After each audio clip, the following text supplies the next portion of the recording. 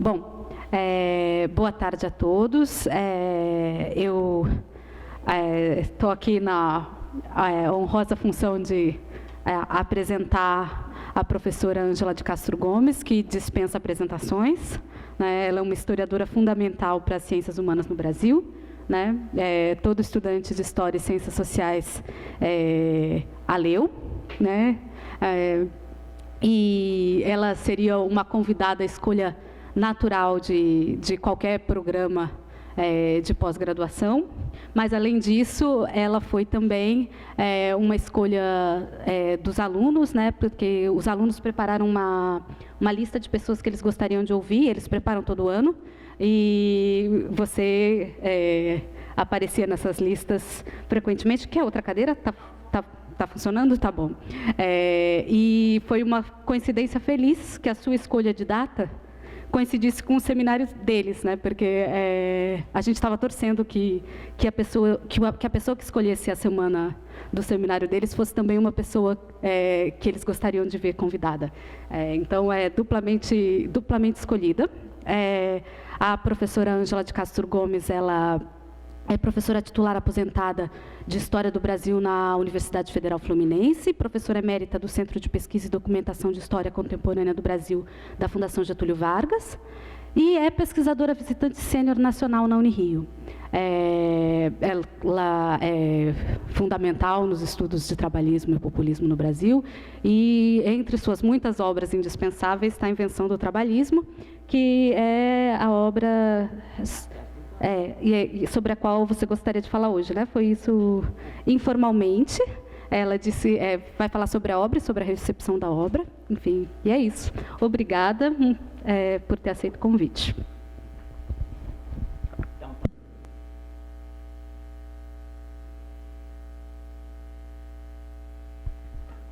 Como de praxe mas muito, assim, sinceramente, eu agradeço o convite. Para mim foi uma oportunidade muito, eu acho assim, muito significativa mesmo. Já faz muito tempo que eu não venho a esse prédio, para mim, do IUPERJ, sempre será o prédio do IUPERJ para mim, que estudei aqui durante tantos anos. Não cheguei a fazer meu mestrado aqui, porque o meu mestrado ainda foi na Paulino Fernandes. Mas meu doutorado foi todo aqui, né? E aí o doutorado foi longo, meu doutorado foi longo, né? Além de fazer a tese, eu tive 2 filhas ao longo do doutorado, então vocês vejam que ele se prolongou durante um bom tempo, para a surpresa de todos, principalmente do meu orientador, professor Vanderlei Guilherme dos Santos. Uma filha, depois outra filha, quer dizer, mas enfim, deu tudo certo no final, com as filhas principalmente, também com a tese. Todo mundo nasceu bem, mas então eu fiquei satisfeita de poder voltar aqui. Estou encontrando pessoas muito queridas para mim. A professora Maria Regina foi minha professora, minha colega Letícia, que está aqui, e poder conhecer os atuais professores do IESP. Então, e quando o Pedro, que foi o Pedro que fez contato comigo, o Pedro que eu também não conheço, só assim daquele nunca te vi,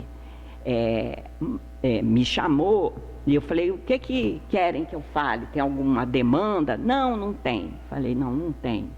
Então, aí depois ele escreveu, rapidamente você tem que dizer sobre o que você vai falar. Aí eu falei, vou falar sobre algo muito original, então tem que dar um título. Falei, vou dar um muito original, a invenção do trabalhismo. Porque eu imaginei realmente o seguinte, esse foi meu trabalho de tese, doutorado nessa casa, e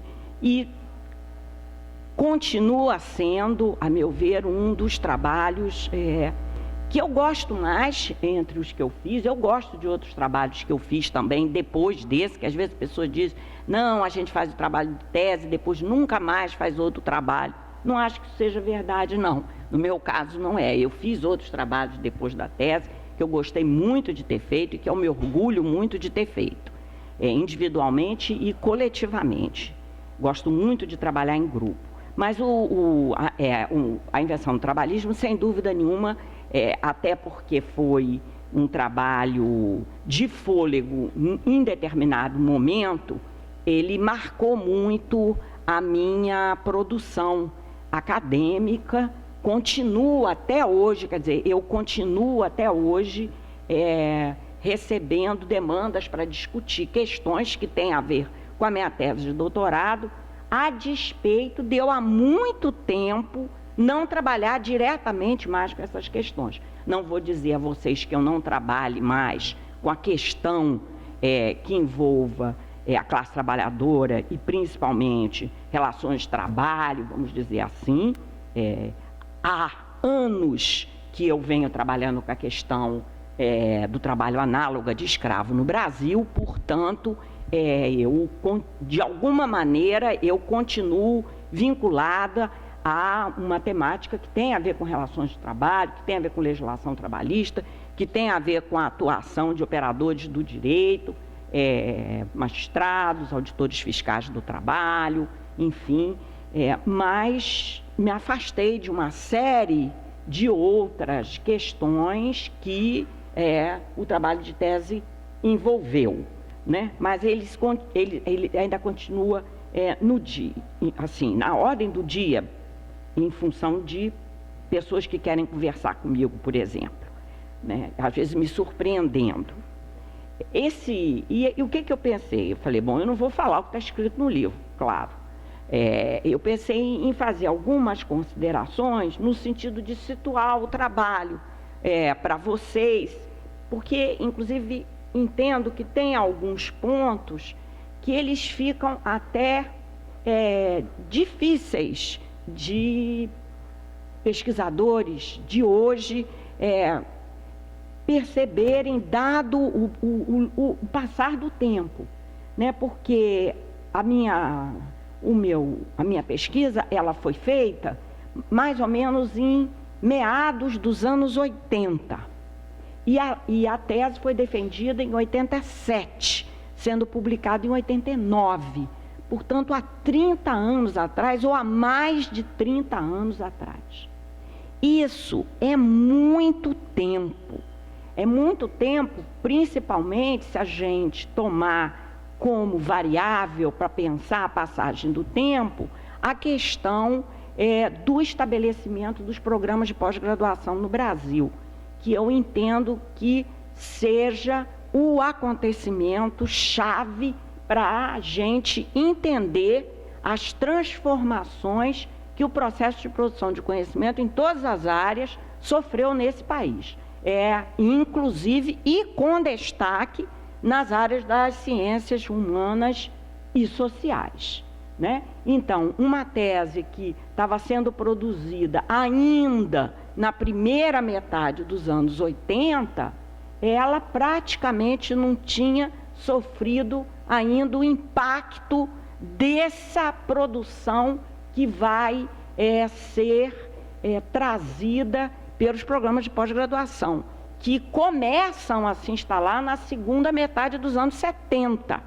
Eu acho que a gente vai sentir com força mais a presença da produção desses programas e entender que a gente tem, no caso das ciências sociais e da história, que a gente tem uma historiografia, que a gente tem uma sociologia, já com numerosos autores e autores que estão em vários lugares do Brasil. Eu acho que a gente vai sentir isso mais claramente e intensamente na década de 90. Na década de 90 em diante, a gente começa a sentir isso muito, assim, sem dúvidas, né? Mas eu digo a vocês que acho que não era ainda o caso.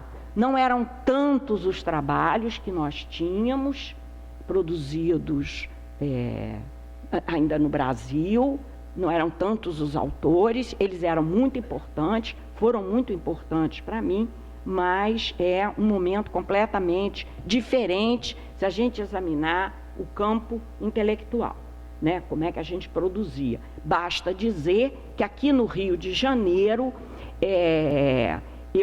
por exemplo, eu quando entrei, fui fazer a minha formação de pós-graduação, eu vim fazer no IUPERJ, porque eu só tinha uma alternativa ao IUPERJ, o Museu Nacional. Ou eu ia ser antropóloga, ou eu ia ser socióloga ou cientista política. Eu não tinha alternativa de fazer pós-graduação em História, porque não existia nenhum curso de pós-graduação ainda em História. E meu professor Castro Faria já tinha me esclarecido que eu não era boa para antropologia. Então, eu já tinha aprendido isso na graduação, gostava muito do Castro Faria, achava que ele gostava de mim, portanto, não me queria mal quando ele me disse isso, ele me disse para eu procurar outro caminho. E ele falava para mim, Ângela, você gosta de papel. Falei, tá, já entendi. Não gosta de, quer dizer, um trabalho de campo tem que ser o arquivo, então tá bom. Então, realmente, o IUPERJ havia duas alternativas. Para vocês terem uma ideia assim, vaga do que eram as possibilidades ainda da gente continuar um processo de formação nessa área. Do ponto de vista político, eu queria ressaltar o fato de que a produção do meu trabalho, claramente ela é feita sob o impacto de mudanças políticas nacionais, né? Muito rapidamente esse processo chamado de abertura, né?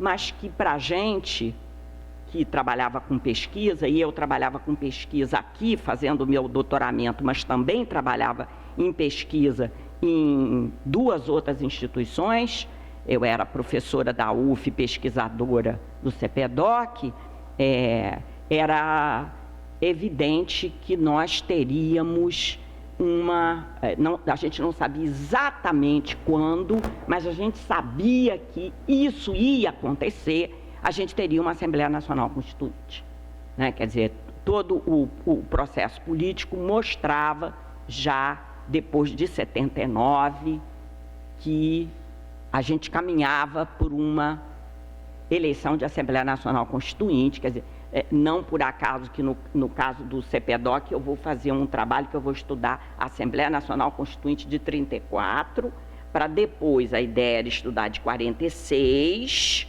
e depois, então, estudar a que estaria ocorrendo e que a gente poderia acompanhar. Então, havia indícios muito claros disso.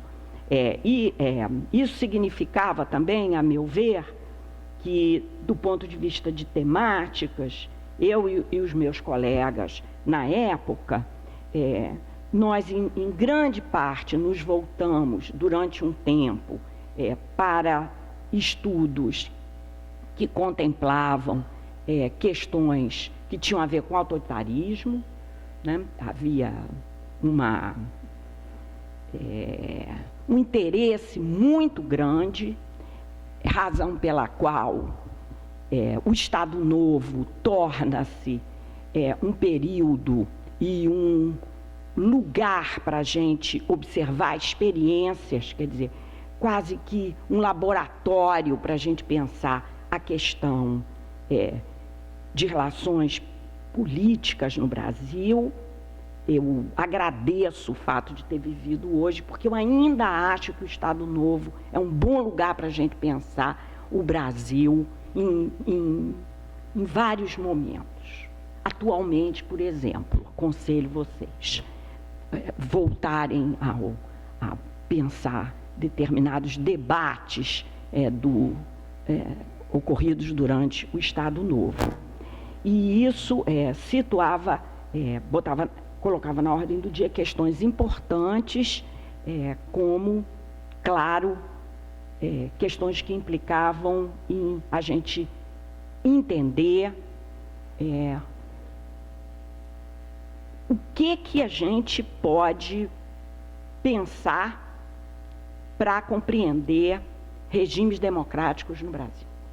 Quer dizer, a questão da democracia, mas a questão da democracia pensada conceitualmente, mas pensada enquanto uma experiência histórica, pensada enquanto algo que se constrói a partir de relações políticas e de lutas políticas maiores entre atores que estão se organizando em movimentos, estão se organizando em partidos, que têm formas de representação, mas que também têm formas de participação política para além da representação propriamente do campo formal. Então, a questão da democracia é chave e a questão dos direitos e da cidadania, portanto, né? Eu acho que o meu trabalho, eu digo isso já no livro, portanto, não estou fazendo uma leitura teleológica dele, não. Ele está escrito no livro de 87, quer dizer, o livro não, mas o texto eu não fiz praticamente mudanças da tese para o livro. Pensar qual é a história, né, da cidadania no Brasil, de que maneira ela se constitui, né, quais são elementos fundamentais para isso, para a gente pensar a cidadania e, portanto, a gente pensar a questão da extensão da participação política, né? Essa era a minha questão-chave, a da extensão da participação política. E, nesse caso, eu queria examinar um processo histórico de extensão de participação política. E, no caso, isso dizia respeito, para mim, no exemplo brasileiro, de extensão da participação política à classe trabalhadora.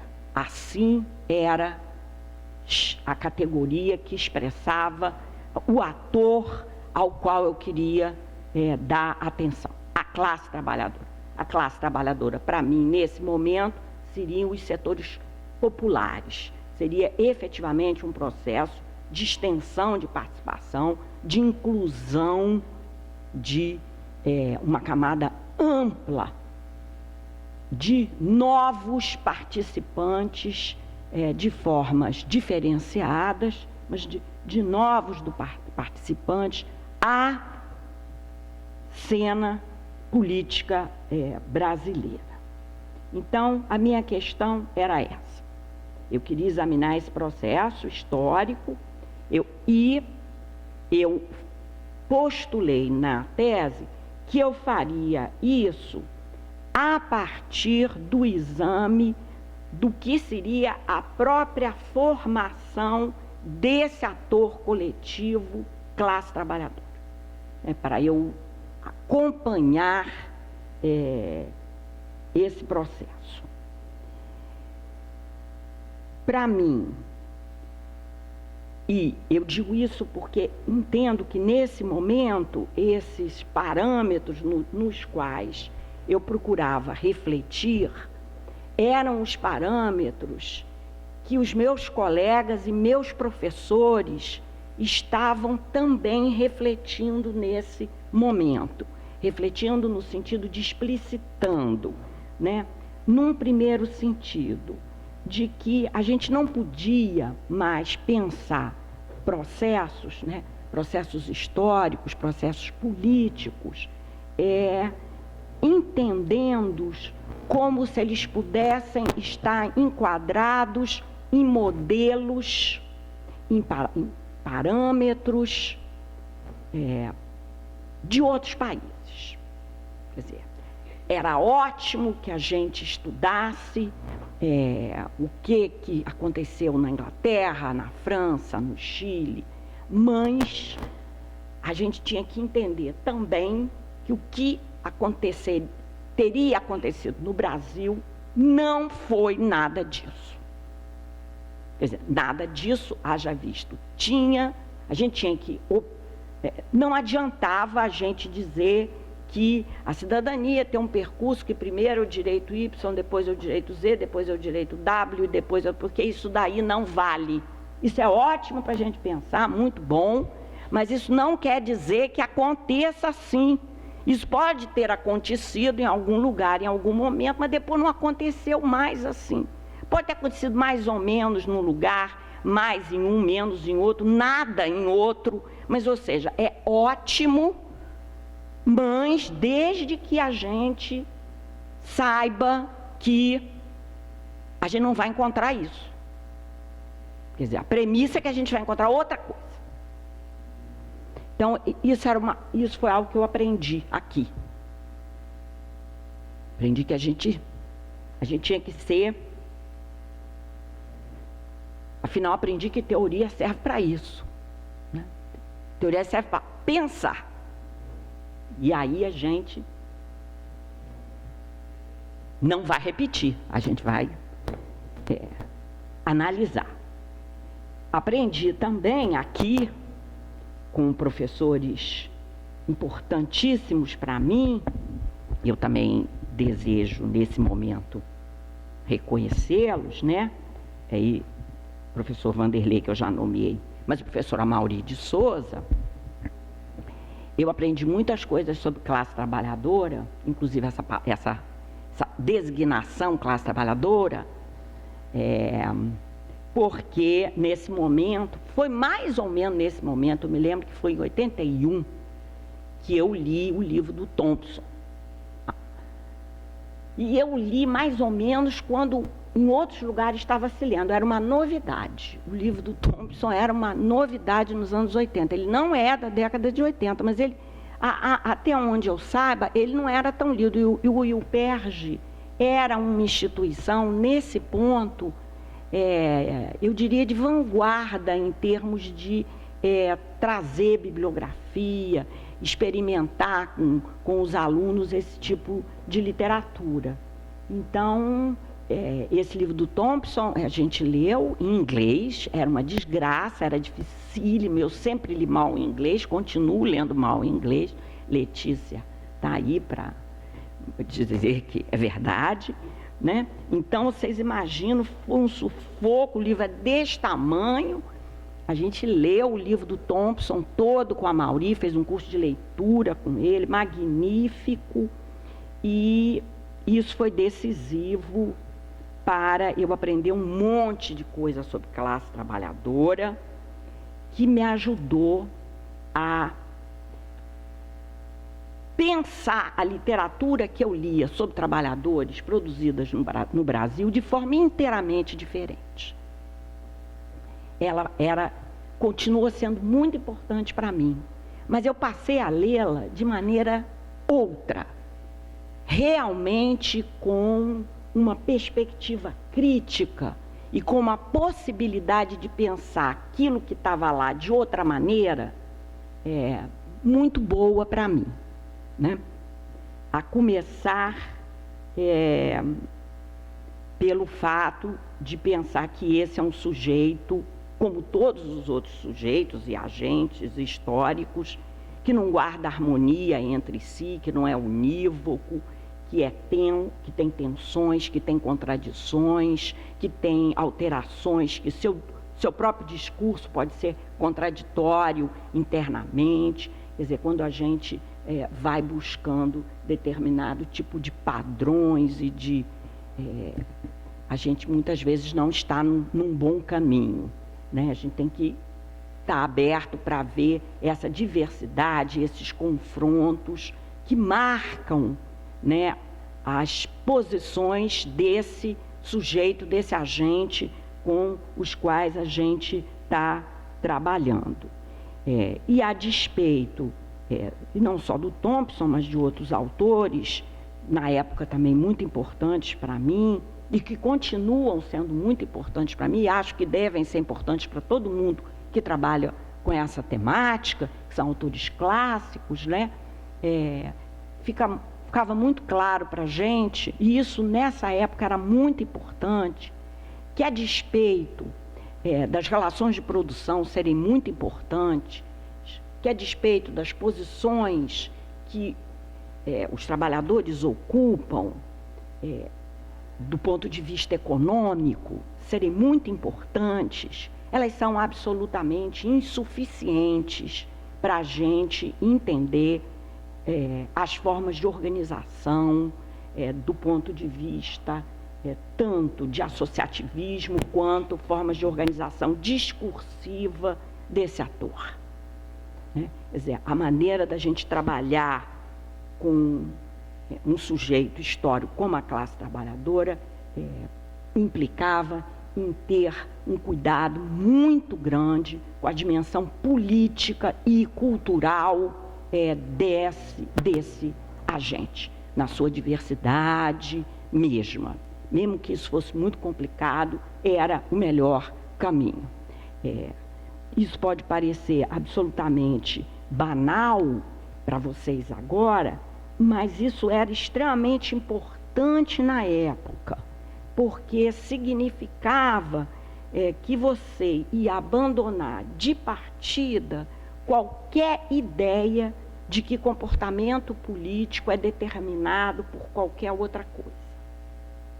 O que fazia com que trabalhar com comportamento político de agentes se tornasse um problema extremamente complexo em relação aos quais questões relativas à conjuntura política nacional, de onde esse agente estava, internacional, questões que tinham a ver com as tradições de organização dele, questões que tinham a ver com crenças, com a própria composição dele, no caso da classe trabalhadora, gente diferenciado, tinha problemas de imigração, de gênero, problemas de cor, problemas da própria inserção, momento, inserção no mercado de trabalho, que eu estou querendo dizer. Então, não dava para a gente trabalhar sem levar em consideração o que seriam as condições, vamos dizer, de vida e de luta desse agente, quer dizer, as condições de vida e de luta dos próprios trabalhadores ao longo do seu processo de formação. E esses trabalhadores em diálogo em um determinado momento político no país. Esse momento político do país tinha a ver com o momento político internacional, né? E tinha a ver com diálogos que ele travava com outros atores, é claro que entre os quais o próprio patronato. Essa abordagem, vamos dizer assim,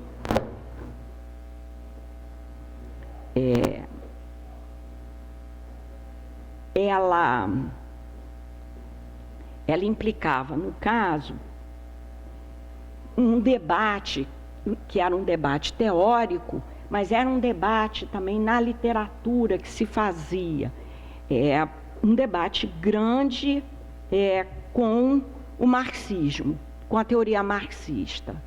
Mas aí, já uma teoria marxista, que estava muito longe, quer dizer, no caso da minha experiência aqui, muito longe da teoria marxista com a qual eu tinha tomado contato na minha graduação. E eu não tinha tomado tanto contato com a teoria marxista na minha graduação, porque a minha graduação foi, para vocês terem uma ideia, embora eu não seja um dinossauro, espero que vocês não achem isso de jeito nenhum, eu fiz a minha graduação antes da reforma universitária. Então, a minha graduação era assim, primeiro ano, segundo ano, não tinha semestre, vocês estão entendendo? Não tinha crédito. Outra universidade, tinha catedrático, né? A reforma universitária é de 68, eu entrei na universidade antes, participei até do debate da reforma, mas era outra coisa. Então, a teoria marxista com a qual eu tive contato, a pouca teoria marxista, era uma teoria marxista realmente extremamente ortodoxa, aplicada. Vocês imaginem o que é estar na universidade no Brasil em 1967, 68, 69. A UF foi, num dos anos que eu estava lá, foi invadida pela polícia a cavalo. A cavalo. Eles entraram a cavalo dentro da universidade. Para vocês verem o que era o marxismo nessa época. Então, o marxismo era uma coisa importante, numa época que a polícia entrava dentro da universidade a cavalo, né? Mas esses debates já eram outros, completamente outros, porque o marxismo já era outro, já era também ele mesmo cheio de críticas, cheio de críticos, né, e de mudanças, né? Enquanto eu lia Martha Hannerer na graduação, eu fui ler Thompson, né? Quer dizer, realmente entre um e um outro são anos-luz de diferença, né? Mas, de qualquer forma, mesmo com uma literatura importante na área do marxismo, e havia também outras contribuições importantes, que eu não vou entrar aqui, ainda era muito difícil a gente tomar algumas posições que significavam,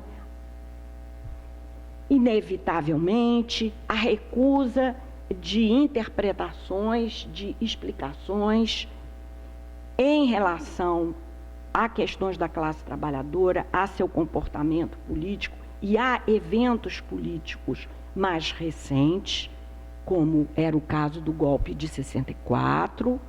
Na época, era muito difícil você assumir um caminho, né, postular que você ia ter uma abordagem que se distinguiria dessas interpretações. Vale dizer que você não ia querer interpretar o comportamento dessa classe trabalhadora através de variáveis mais macro, fossem elas sociológicas, fossem elas mais economicistas, que você também não ia assumir como ponto de partida que esses trabalhadores eram, vamos dizer, sujeitos aos quais se imputavam determinado tipo de incapacidades ou de faltas, no sentido de que seriam sujeitos que não compreendiam bem o discurso político, porque eles não tinham, ou porque não tinham grau de escolaridade, ou porque eram recém-imigrantes do campo, enfim, eram, em grande parte, esse sujeito político, classe trabalhadora, era formada por amplas parcelas de pessoas que, em função de suas origens, em função de suas carências, de suas faltas, né, elas eram pouco capazes, vamos dizer, de fazer diagnósticos da realidade com que elas conviviam, e aí, de uma forma geral, política em especial, razão pela qual elas seriam extremamente suscetíveis a discursos políticos de lideranças, e aí as lideranças podiam ser de vários tipos, mas sujeitas a esses discursos políticos que seriam eles mesmos taxados como discursos políticos cujo objetivo, se não principal, mas um objetivo muito importante, seria exatamente confundir, né, esses atores, né, essa classe trabalhadora, no sentido de ganhar a sua confiança, o seu voto, mas numa estratégia que era uma estratégia não verdadeira, uma estratégia enganosa, e a palavra que circula nesse momento grande era a palavra que até acaba se transformando, de certa forma, numa categoria, que é a manipulação, né? Então, esses atores eram manipuláveis por lideranças, elas mesmas também taxadas de pouco verdadeiras, né? Enfim, porque muito interessadas no que seria o seu interesse pessoal imediato, algumas vezes consideradas também sem bases políticas maiores, algo que efetivamente realmente não era preciso muito esforço para, se você fizesse qualquer teste empírico mais, até bem simples, você vê que as coisas não eram assim. Porque essas lideranças estavam longe de ser lideranças com pouca tradição, elas tinham inserção partidária, elas tinham carreira política, algumas tinham, inclusive, tradição familiar de política. Então, era alguma coisa que não batia com a empiria. Mas também uma coisa que eu aprendi é que muitas vezes determinado tipo de asserções, elas são repetidas e são consideradas verdadeiras, independentemente delas baterem ou não com a empiria. Quer dizer, mesmo que você diga, está aqui, não se comprova, continua sendo assim. Entende? É preciso muito tempo. Você mostra. Aqui fez isso. Não, mas não sei o quê. Bom, continua. Então, isso já havia, quer dizer, já era evidente que não era bem assim, mas ainda era muito forte. Portanto, para mim, isso não está, evidentemente, no livro, embora eu mencione muito brevemente, que eu não quero, não pretendo trabalhar com esse processo de formação da classe trabalhadora e com esse processo de sua efetiva participação, e ver que dinâmica é essa. Ela não segue um modelo até então considerado que devia ser o modelo, tinha-se um modelo, a classe trabalhadora, o processo de inclusão segue esse modelo. Então, não era esse o modelo realmente que seguia, né? Tinha intervenção do Estado, os direitos políticos indeterminados não eram os mais importantes, quer dizer, tinha um monte de coisa que não era assim, mas a despeito disso, no meu caso, e aí a minha formação de historiadora me ajuda muito, a empiria para mim, nesse sentido, era fundamental, não em termos positivistas, mas enfim, eu vou levar a sério esse negócio. Né? Quando eles dizem que os direitos sociais são importantes, eu vou levar a sério que para eles os direitos sociais são importantes. Então, portanto, isso é fundamental. Então, para mim, eu queria fugir, evidentemente, à interpretação populista, que dominava ainda nesse período, e tinha um apelo muito grande. Tinha um apelo acadêmico e tinha um apelo político, porque essa força não acho que seja apenas explicável numa dimensão acadêmica. Ela tem um lado político importante também nesse momento que a gente está vivendo. Para mim, por exemplo, foi tão complicado, tão difícil às vezes lidar com essa questão, que uma das coisas que eu faço no livro, se vocês depois observarem com atenção, quer dizer, eu não debato com a interpretação. Eu não debato diretamente com ela. Eu debato o tempo todo com ela, mas eu debato sempre sem explicitar. Quer dizer, é claro que há olhos para ver, mas eu evitei fazer isso. Os autores estão citados com quem eu estou debatendo, mas eu não debato diretamente. Anos depois, um pouco depois, eu escrevi um artigo que saiu publicado na revista da universidade que eu trabalhava, Tempo, a revista da UF, e depois saiu publicado num livro organizado pelo professor Jorge Ferreira, também da UF, em que eu discuto mais claramente a questão da categoria, né? Reflexões sobre esse conceito.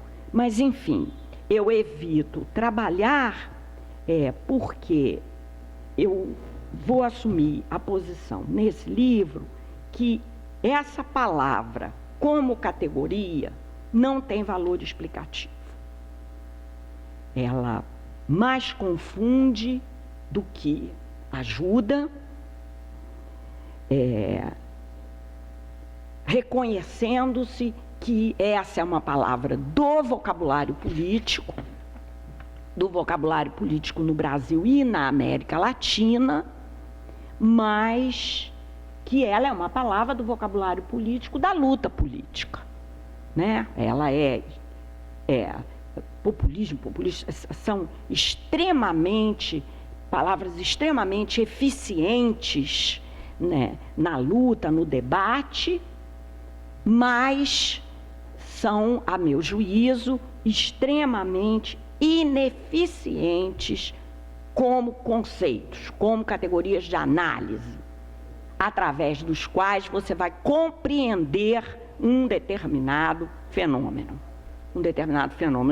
histórico.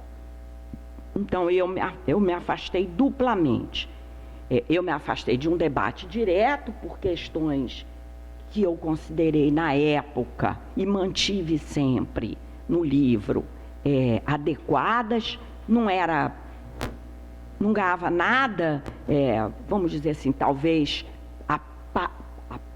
podia parecer que eu queria aparecer porque eu estava debatendo, né? Então estava fazendo assim, criando umas marolas. Então achei bom me precaver desse tipo de possibilidade de me verem dessa maneira, e também achei que seria mais eficiente, em vez de eu debater, eu me dedicar a demonstrar o meu argumento com um trabalho grande, né? E vou falar mais. Você está contando meu tempo, né? Não, mas de qualquer forma. Eu gostei bastante de ter feito essa tese, no sentido de que eu aprendi muito fazendo a tese, usando fontes, né? Eu trabalhei com algumas fontes com as quais eu já havia trabalhado anteriormente, que são fontes para o historiador incontornáveis, tipo imprensa. Não dá para não trabalhar com imprensa. Eu acho que cientista político também, minha formação é na ciência política, mas na ciência política que eu procurei fazer, agora faço muito pouco, mas eu não dispenso, né? Imprensa é fundamental. Eu continuei trabalhando muito com jornais. Eu tive a possibilidade de trabalhar nessa tese com um novo tipo de documentação, novo mesmo, porque eu trabalhei com documentação de arquivos privados pessoais. E por que era novo? Porque foi nesse momento, a partir da década de 70, que no Brasil se criaram instituições de guarda de arquivos privados pessoais. Elas antes não existiam.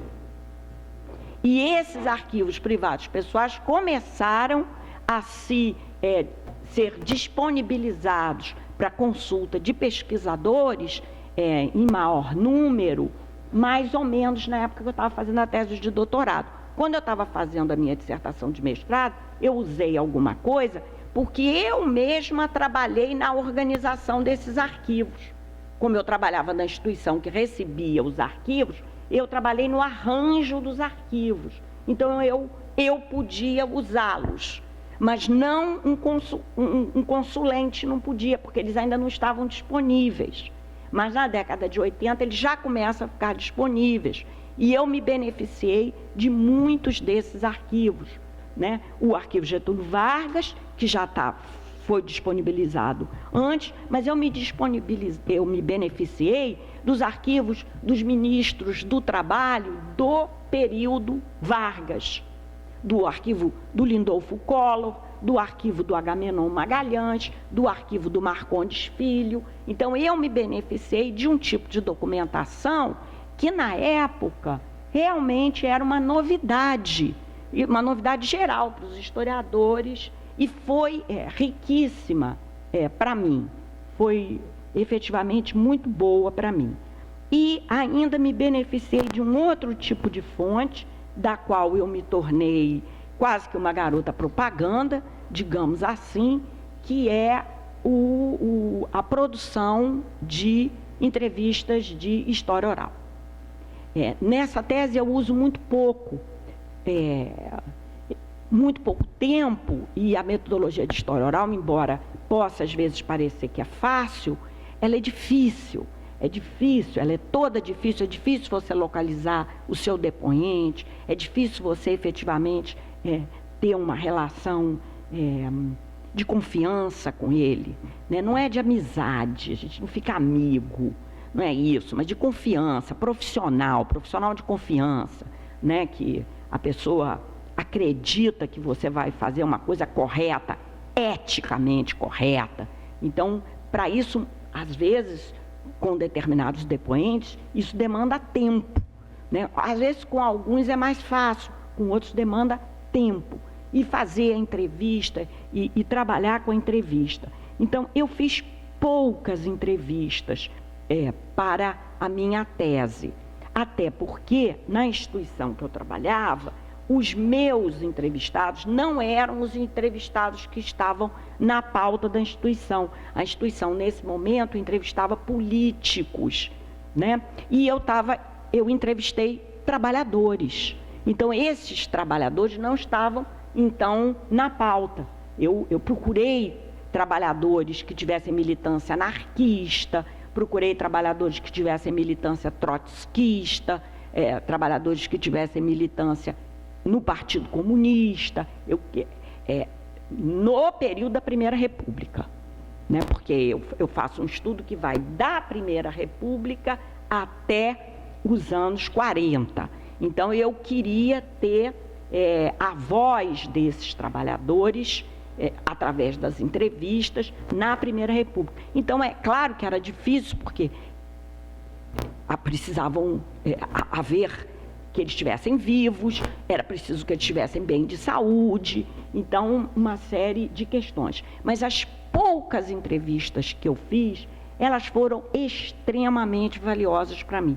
E eu estou me dando ao trabalho de falar isso para vocês, porque eu continuo acreditando que quando o cientista social pode fazer uma entrevista, ele ganha muito em termos de perspectiva de análise.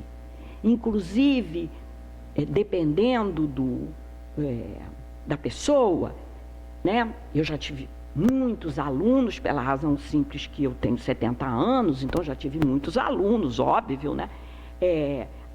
Eu já vi muitos alunos, a entrevista ser muito boa, porque desarranja o aluno. Entende? Ele vai todo arrumadinho, aí o cara vai lá, desarranja ele todo, ele volta todo perturbado.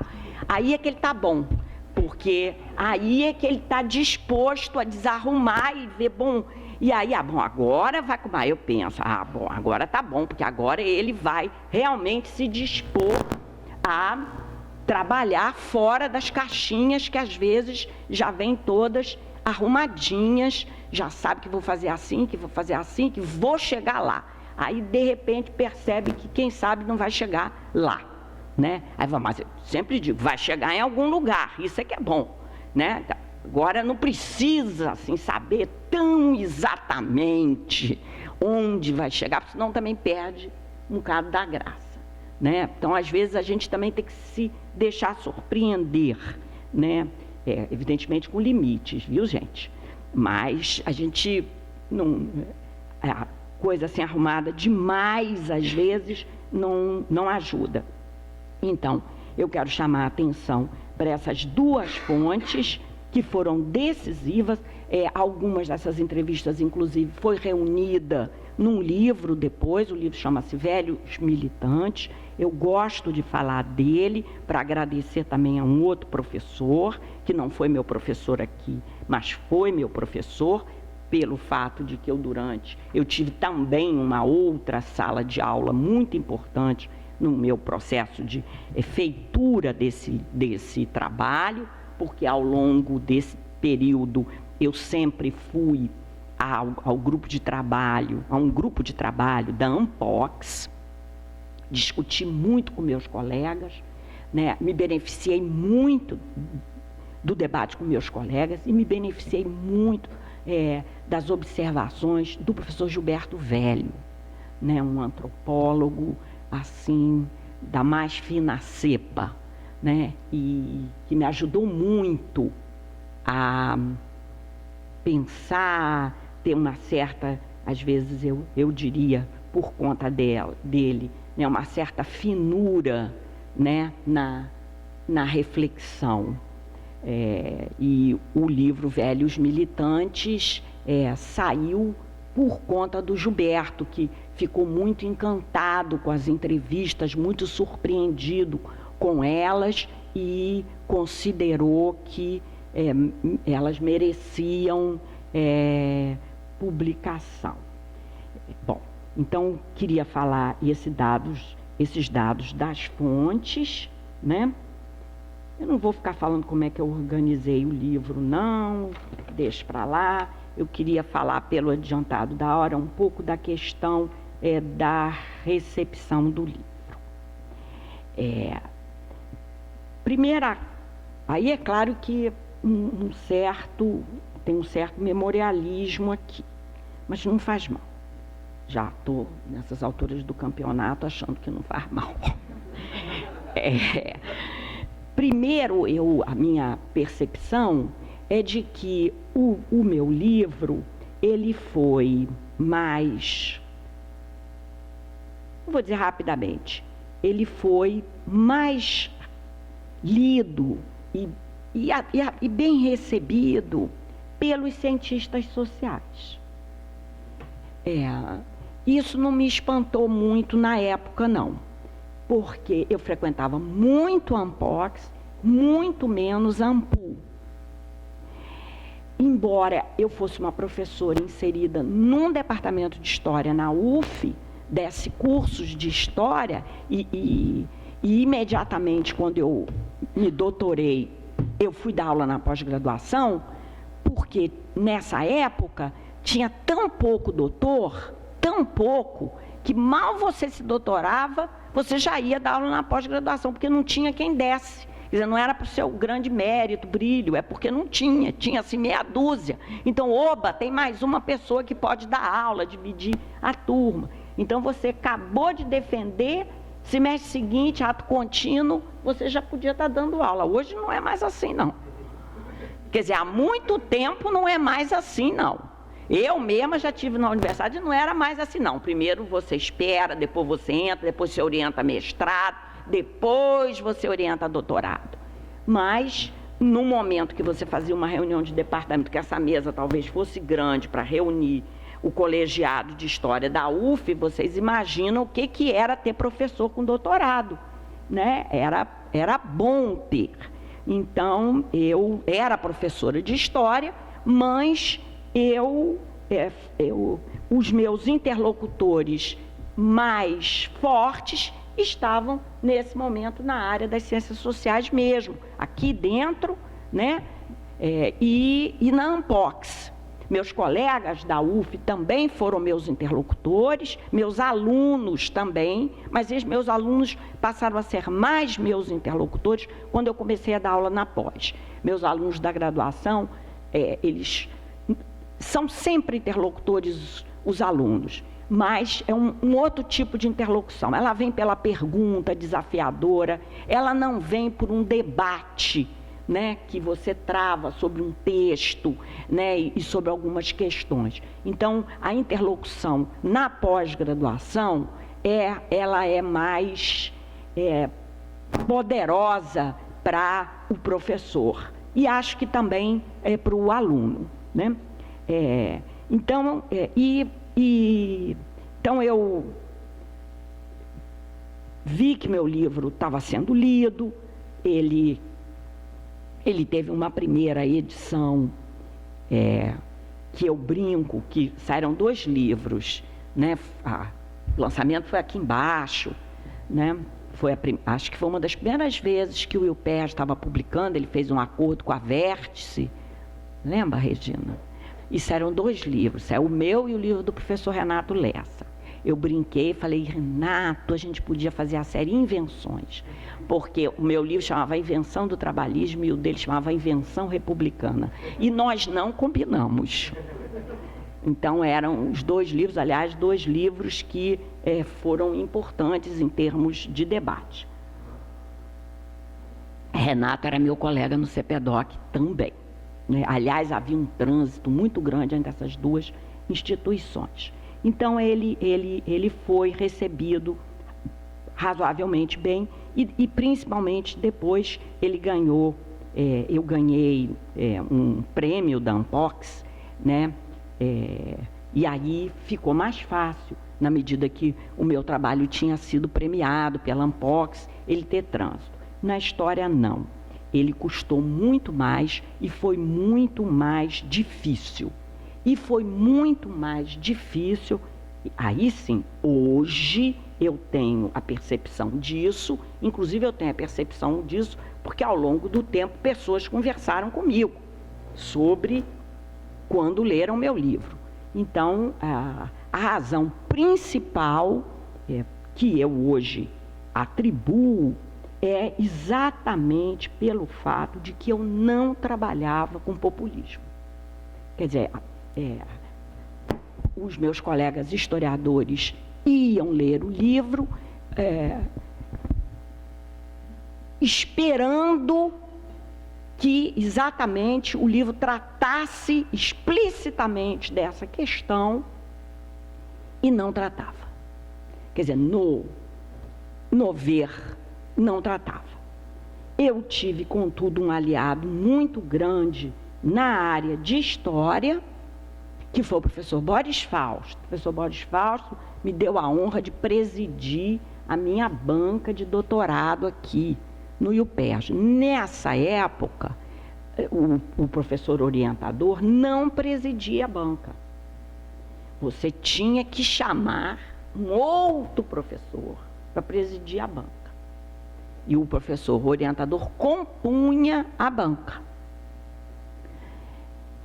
Então, como todos os membros da banca eram da área de sociologia e da ciência política, evidentemente com a concordância do meu orientador, eu convidei um historiador, né, para presidir a banca, e eu convidei então o professor Boris Fausto. E ele foi um grande aliado para mim na área de história, porque, bom, ele combinou comigo também que ele não ia ser vaso de flor, que ele não vinha aqui só para enfeitar a mesa, porque eu naturalmente falei, o senhor vai brilhantar, vai isso, vai aquilo. Ele falou, tudo bem, mas vaso de flor, não.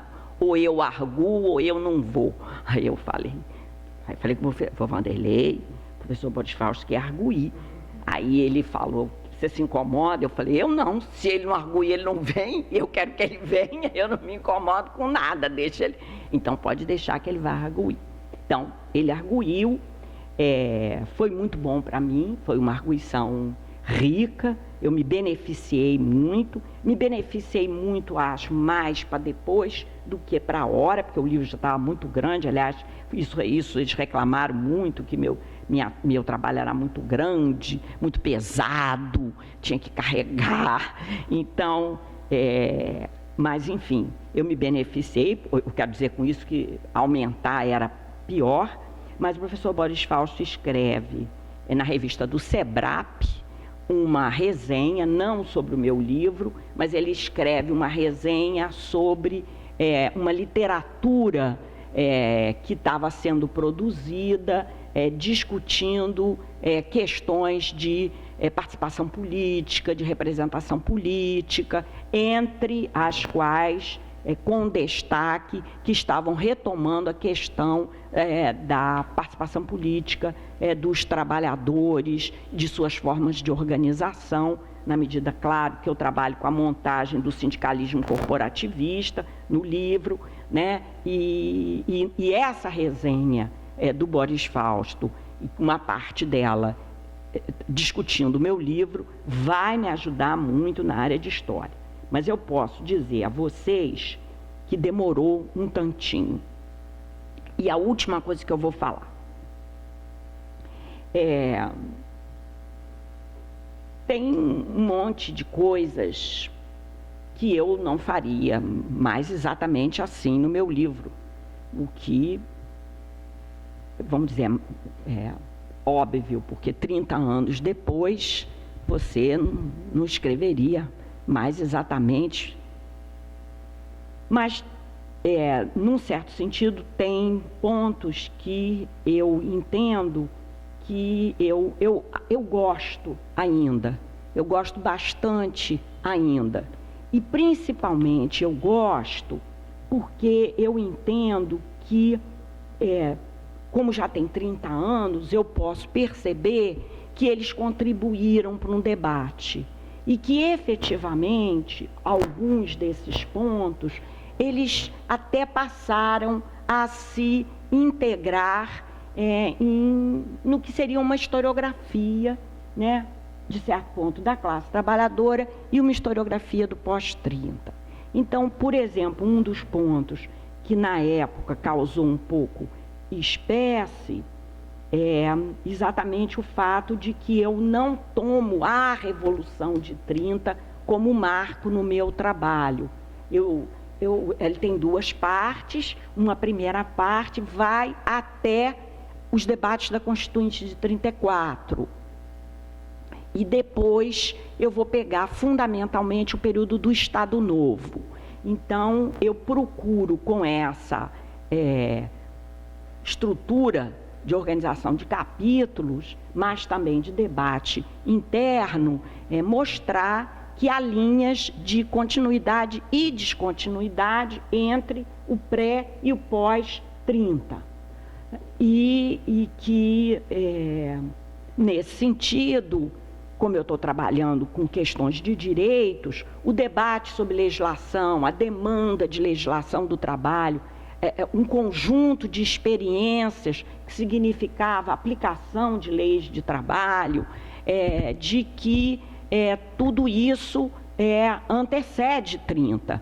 E um elemento fundamental para mim, e que um discurso, né, elaborado pela classe trabalhadora durante a Primeira República, que situa suas demandas, que situa o valor do trabalho, que situa uma identidade para o trabalhador, uma identidade positiva do trabalhador, demandando, quer dizer, há a diversidade, mas há fortemente essa demanda de interlocução por parte tanto do patronato quanto por parte do Estado.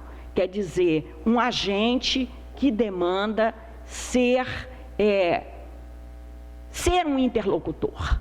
Ele quer ser um interlocutor do patronato e do Estado. Não quer mais que suas questões sejam resolvidas no âmbito não formal, né? E especialmente não quer que sejam tratadas policialmente, o que já não vinham sendo, mas essa demanda. Então, acho que esse ponto, né, foi alguma coisa que estimulou e está presente em estudos. Quer dizer, não começar a pensar a questão da cidadania a partir de 30, não começar a pensar a questão da legislação do trabalho a partir de 30, como se 30 fosse o que 30 diz que é. Quer dizer, isso também foi alguma coisa que eu acho que eu contribuí um pouco. Os ideólogos, e principalmente os ideólogos do Estado Novo, dizem que 30 é alguma coisa. Dizem que o Estado Novo é alguma coisa. Mas a gente não precisa acreditar nisso. A gente pode analisar isso e trabalhar com esse tipo de construção, né? Inclusive para entender melhor o que é fundamental, o discurso que é produzido por eles no pós-30 e principalmente no Estado Novo, porque o discurso sobre o que é 30 e o que é a Revolução de 30 é produzido de uma forma mais consolidada e é mais difundido já no Estado Novo, né? Outra questão que eu acho que também entendo que foi a literatura tem dialogado muito e muitos trabalhos utilizam, é a maneira como eu também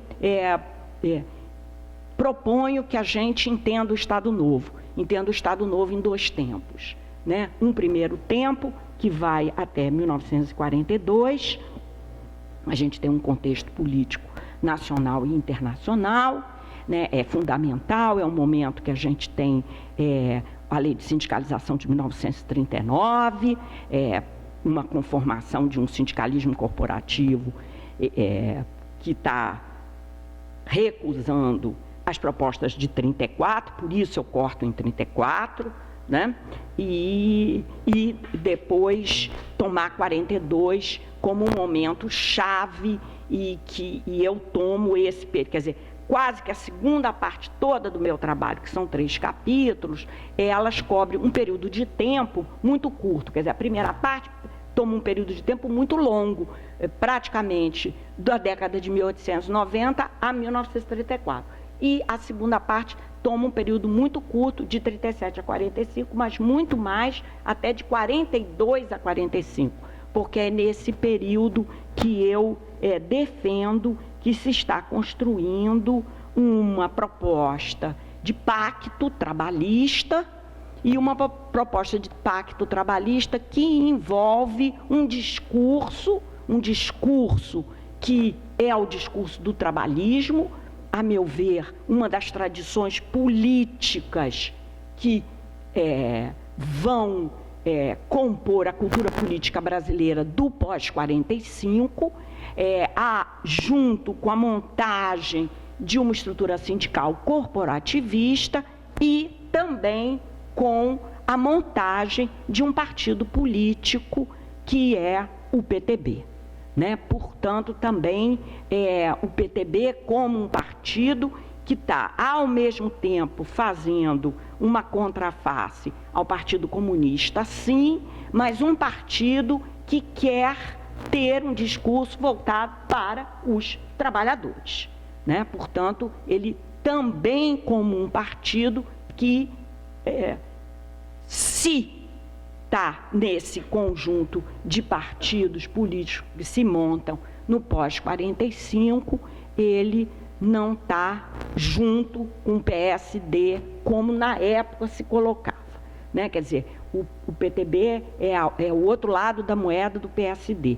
Eu não escrevi assim, mas escrevi o PTB não tem nada a ver com a moeda do PSD. O PSD é o PSD, o PTB é o PTB, uma coisa é uma coisa, outra coisa é outra coisa, mesmo que essas coisas tenham um processo que a gente pode entender.